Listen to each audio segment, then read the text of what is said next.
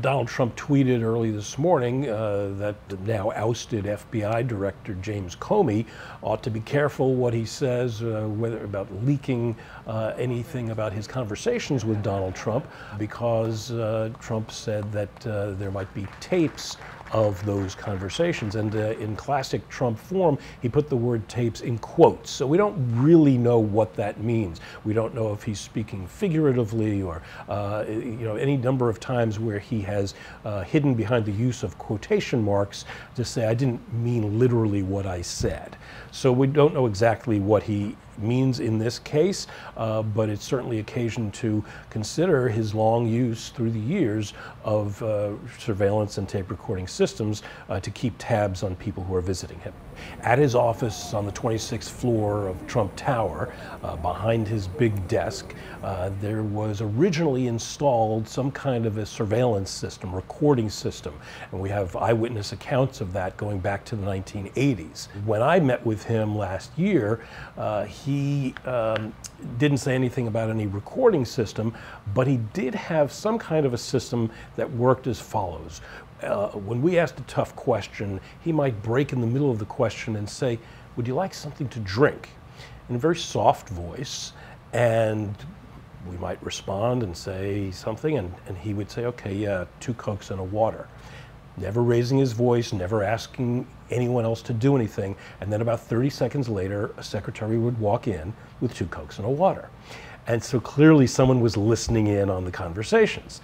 And this has been true at many meetings with Trump, in addition to which he's known to have a recording system at his estate in Florida, Mar-a-lago. A number of his employees and former employees have confirmed that he had a phone apparatus whereby he could listen in on conversations taking place in various parts of the building. He has certainly used over the years the threat of having recordings of conversations as a way of pushing back against someone who might be writing critically of him or otherwise being tough on him.